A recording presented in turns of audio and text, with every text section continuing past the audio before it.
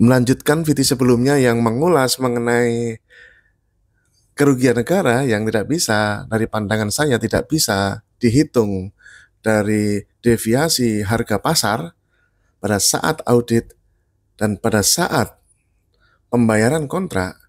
Saya tetap pada pandangan itu dan apresiasi kepada follower di TikTok ini. Pada VT tersebut sudah dilihat belasan ribu kali, komentarnya juga pro dan kontra. Nah, pada VT ini izinkan saya menyampaikan dari perspektif yang berbeda, yang tujuannya untuk melawan para pelaku-pelaku pengadaan yang biasa melakukan markup di perencanaan pengadaan, yang menentukan anggaran-anggaran pengadaan yang nilainya itu berlebihan.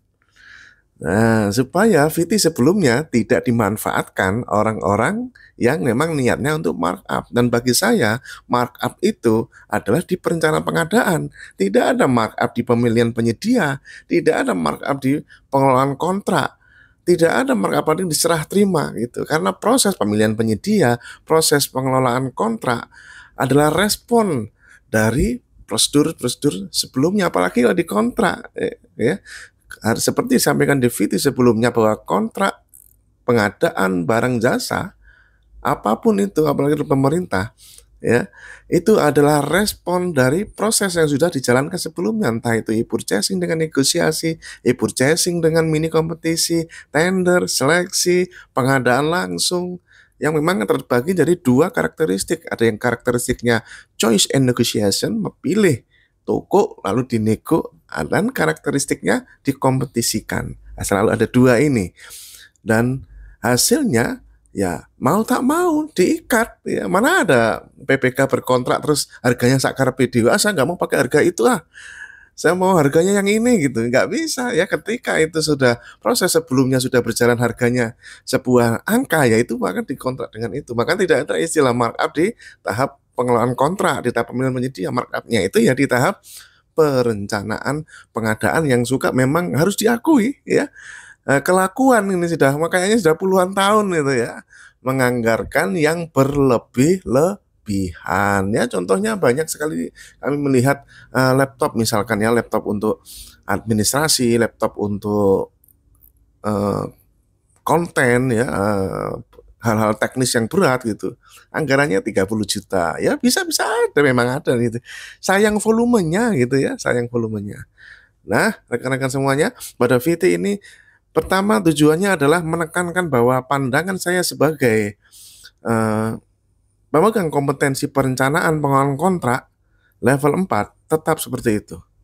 Alasan singkatnya bagaimana? Alasan singkatnya adalah auditor datang bukan pada saat serah terima gitu ya. Seperti yang saya contohkan video sebelumnya, kalau orang berkontrak misalkan berkontrak transaksi jual beli 100 unit laptop harganya 15 juta ya. Kontraknya katakanlah bulan 1 Juni 2024 gitu. Lalu dibayar katakanlah 30 Agustus 2024 gitu. Nah, pengeluaran negara keluar pada saat 30 Agustus 2024. Seharusnya objek yang menjadi fokus utama audit adalah apapun yang terjadi di tanggal 30 Agustus 2024, bukan membuat parameter pada saat auditor itu atau pemeriksa itu datangnya misalkan tanggal 1 Maret 2025. Lalu parameter saat 1 Maret 2025 itu dijadikan deviasi di tanggal 30 Agustus 2024, 1 Maret 2025 dibandingkan dengan 30 Agustus 2024, itu sudah pasti berbeda. Apalagi barang elektronik cuy ya, barang elektronik boro-boro hitungan hari bulan, hitungan jam saja berubah ya, ya. Sehingga itu sudah bukan lagi ranah kompetensi. Mungkin kalau kewenangan oke lah, kita ini kadang-kadang juga suka bingung ya, batas-batas kewenangan apa-apa tabrak gitu. Tapi yang pasti yang bisa kita sampaikan di sini adalah itu saya kira sudah di luar ranah kompetensi pemeriksa auditor sampai menentukan, oh ini mahal murah, aneh ya. Seharusnya yang diperiksa adalah apa yang terjadi di 30 Agustus 2024, hak dan kewajibannya, karena disitulah terjadi pengeluaran keuangan negara, diperiksa sesuai dengan hak dan kewajibannya. Speknya bener nggak? Jangan-jangan bohong kan speknya. Fiktif nggak? Oh, jangan-jangan fiktif nih. Apalagi yang lebih parah lagi, ada gratifikasi dan suap.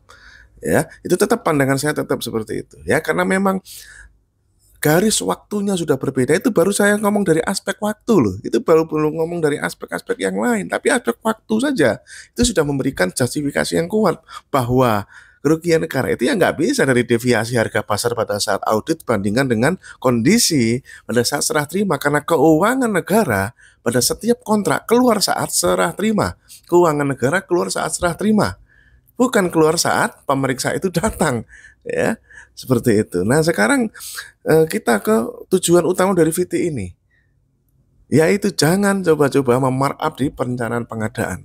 Pada VT ini izinkan saya menyampaikan semangat untuk himbauan untuk memperkuat kualitas perencanaan pengadaan melalui identifikasi kebutuhan dan analisis pasar, yang pada ujungnya rekan-rekan semuanya dalam melakukan perencanaan pengadaan, ya, entah itu Anda merencanakan pengadaan dengan SSH, ya, salah satu faktor yang menyebabkan potensi-potensi seperti itu, menurut pandangan saya, ya karena sebenarnya karena SSH yang tidak dilakukan penyesuaian analisis pasar pada saat persiapan pengadaannya.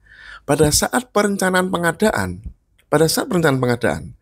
kecenderungan instansi pemerintah akan menggunakan SSH yang ditetapkan instansi tersebut. Ya, kecenderungan. Contohnya ada instansi yang laptop administrasi itu pengalinya 20 juta gitu. Laptop teknis pengalinya 30 juta. Jadi kalau instansi itu nganggarin minta pengajuan 10 unit gitu ya. Kalau itu fungsinya untuk laptop administrasi, ya sudah 10 unit kali 20 juta gitu. Penganggaran kita kecenderungan itu langsung dikalikan dengan SSH-nya. Dan itu tidak final, dan itu tidak finish. Di dalam peraturan LKPP nomor 11 tahun 2021 ada tahap konversinya. Tahap konversinya itu yang disebut dengan analisis pasar. Mari kita kuatkan analisis pasar. Saya apresiasi LKPP memprioritaskan, menegaskan ya referensi harga, kuatnya referensi harga. Nah, itu yang perlu menjadi bagian dari penguatan dalam menyesuaikan apa yang sudah ditetapkan dalam SSH tadi, yang sudah jadi anggaran tadi, dikonversi, disesuaikan dengan kondisi pasarnya. Apalagi nyusunya kan baru tahun lalu, belinya sekarang, tadi barang elektronik apalagi, ya sudah, ya rekan-rekan semuanya, itulah ya pentingnya kita memiliki kompetensi perencanaan pengadaan. Kompetensi perencanaan pengadaan. Jadi kuncinya adalah mari kuatkan SSH, mari kita kuatkan referensi harga dalam menentukan perencanaan pengadaan. Ketika itu menjadi penetapan sebuah pengadaan barang jasa di dokumen anggaran, maka perkuatlah itu menjadi referensi harga yang real, yang lebih nyata, sehingga bisa dirubah-rubah volumenya, kita fleksibel saja. Ya, sehingga yang penting adalah pagunya tidak mencukupi. Dan jangan mengarahkan pada suatu merek tertentu di dalam dokumen anggaran, tapi lebih kepada fungsinya. Laptop untuk administrasi, laptop untuk media sosial, pengolahan konten media sosial, seperti itu. Jangan laptop Core i7 merek ini gitu. Saya banyak menemui yang seperti itu aneh di Pemda ya, terutama kalau instansi pusat enggak. Ya. Oke rekan-rekan semuanya, karena sekali lagi masyarakat berhak tahu, dan spesifikasi teknis bukan dokumen rahasia. Masyarakat berhak tahu, dan kalau masyarakat minta harus dikasih tahu. Ya, tidak boleh disembunyikan, tidak boleh dirahasiakan, kecuali barang jasanya yang bersifat rahasia. Semoga VT ini bisa mengimbangi, dan nanti ada seri-seri selanjutnya yang terkait dengan kerugian negara ini. Ya, jadi kalau ditemukan sebuah indikasi bahwa itu mahal, maka itu jangan langsung dihitung kerugian negaranya, tapi dicari sisi jahatnya, gratifikasi, suap, fiktif, atau underspec. Jangan langsung dihitung kerugian negaranya. Itu baru indikasi awal. Sukses.